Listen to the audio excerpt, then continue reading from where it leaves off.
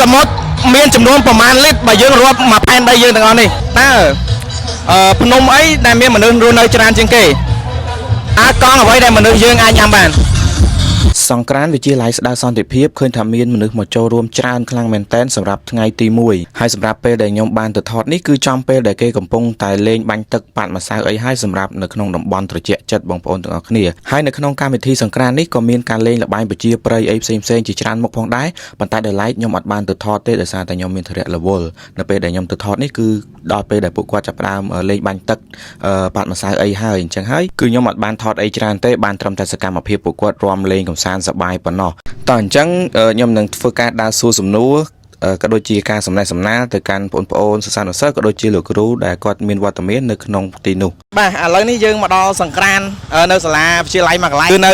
ភូមិស្ដៅស្រុករតនមណ្ឌលគឺវិទ្យាល័យស្ដៅសន្តិភាពឥឡូវយើងទៅសួរសំណួរបងប្អូនដែលគាត់មកលេងនៅនេះទាំងអស់គ្នាហើយយើងនឹងមានកាដូចែកទៅកាន់ពួកគាត់ផងដែរបន្ទាប់ពីគាត់ឆ្លើយសំណួរត្រូវ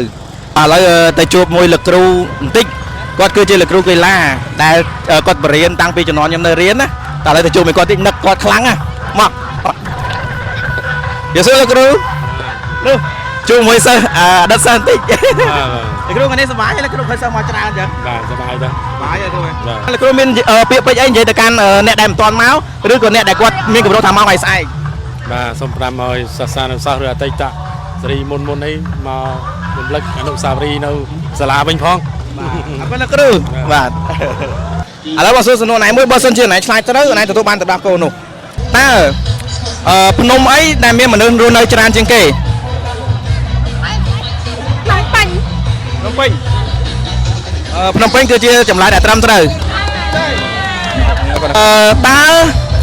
សាំងអ្វីដែលមនុស្សយើងអាចញ៉ាំបានសាំងវិចស្រួលទៀតទេស្រួលសាំងវិចបងសាំងវិចអូខេសាំងវិចគឺជាចម្លើយត្រឹមត្រូវអរគុណបងអរគុណកង់អ្វីដែលមនុស្សយើងអាចញ៉ាំបានសុំម្ដងទៀតបងតើកង់អ្វីដែលមនុស្សយើងអាចញ៉ាំបានកង់កែបយកញ៉ាំមែនតើកង់អ្វីដែលមនុស្សយើងអាចញ៉ាំបានអញ្ចឹងបងស្រីឆ្លើយត្រូវគឺកង់កែបយកដែរបាន10កូនណាអរគុណកង់អីញ៉ាំបានហើយកង់អីដែលមនុស្សយើងអាចញ៉ាំបានកង់អត់ដឹងកង់កែបហើយយើងអស់ស្តុកទៅ10កូនសិនអញ្ចឹងឥឡូវនេះយើងដាក់សួរសំណួរលេងសិនតែតើពួកគាត់មកពីណាអញ្ចឹងណាហើយរៀបថ្នាក់ទីម៉ានតោះយើងដាក់ជួបមួយពួកគាត់លេងតិចតោះមក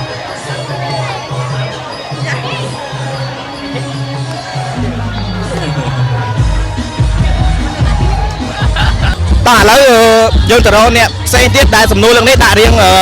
ថប់តិចបាទដាក់រៀងបាក់បន្តិចតោះមកទាំងអស់គ្នាទឹកសមុទ្រមានចំនួនប្រមាណលីត្របើយើងរាប់មកផែនដីយើងទាំងអស់នេះកែវអីដែលមានតម្លៃថ្លៃជាងគេកែវភ្នែកបងចម្លើយគឺកែវភ្នែកត្រឹមត្រូវទទួលបានទៅ10កូនមកកំប៉ុងតើប្រទេសកម្ពុជាយើងមានផ្ទៃដីចំនួនប៉ុន្មានគីឡូម៉ែត្រការ៉េចំនួន181.035 គីឡូម៉ែត្រការ៉េ181.035 គីឡូម៉ែត្រការ៉េត្រូវអត់បងប្អូនត្រូវតើប្រទេសកម្ពុជាយើងមានផ្ទៃដីចំនួនប្រមាណគីឡូម៉ែត្រការ៉េប្រទេសកម្ពុជាមានផ្ទៃដីសរុប181.035 គីឡូម៉ែត្រការ៉េអូខេត្រឹមត្រូវសាំងអ្វីដែលមនុស្សយើងអាចញ៉ាំបានសាំងវិចអូយខ្ញុំមិនមកមិនឆ្លាតទេអរគុណអ្នកមើលតើកែវអ្វីដែលមានតម្លៃថ្លៃជាងគេអាចទៅទៀតទៅ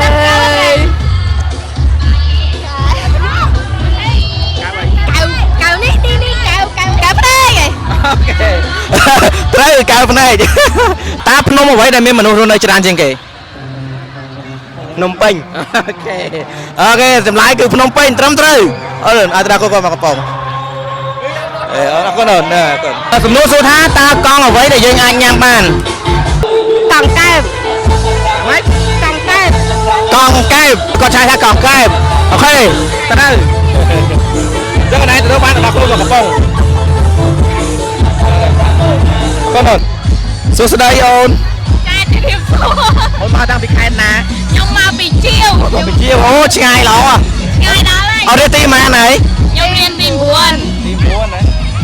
ហើយថ្ងៃនេះមកសប្បាយទេ បាយមកមើល បាយមកហើយគ្នាម៉ាននេះមកហើយហ្នឹង មកច្រើនណាស់មកប្រាស្លាហ្មង អូខេអូនចឹងអត់តាប៉ុណ្ណឹងទេជួយតែប៉ុណ្្នឹងឯងជូនពរសប្បាយជាងនឹងទីទៀត ចាចា សួស្ដីអូនអរអូនមកតាំងពីខេត្តណានៅហ្នឹងហើយមកពីខេត្តស្ដៅមកថ្ងៃនេះសប្បាយអត់ បាយបងសុបាយបាយខ្លះ ហើយមិនដែរការរៀបចំនៅក្នុងសាលាវិទ្យាល័យសារសន្តិភាពយើង ស្អាតបងស្អាត ស្អាតទេបងសង្កេតឃើញថាមនុស្សមកច្រើនណាអត់ឯងមកម៉ាអ្នកមកចូលម្នាក់តិចមើលអានេះសិនអ្នកណា នៅក្តៅនៅក្តៅ បាយអស់គ្នាហីអូខេអញ្ចឹងយើងសប្បាយប៉ុន្តែយើងរក្សាសម្រាប់ប្រទៀតណាបាទអរគុណអរគុណអូខេតោះឥឡូវយើងមានសំណួរថ្មីមួយដែលរៀងពិបាកបន្តិចតែពួកគាត់នឹងឆ្លើយត្រូវទាំងអស់គ្នាអញ្ចឹងសំណួរហ្នឹងគឺជាសំណួរដែលពិបាកប៉ុន្តែពួកគាត់នឹងឆ្លើយត្រូវតោះអូខេអូន ប៉ាគួយ បាទចៃគេនិយាយថាវិទ្យាល័យស្ដារសន្តិភាពសម្បូរប្រសាទជាងគេត្រូវអត់ខ្ញុំហ្នឹងអូខេអូនអរគុណគេល្បីថាស្ដារសន្តិភាពយើងសម្បូរប្រសាទច្រើនមែនអត់មែនបងមែន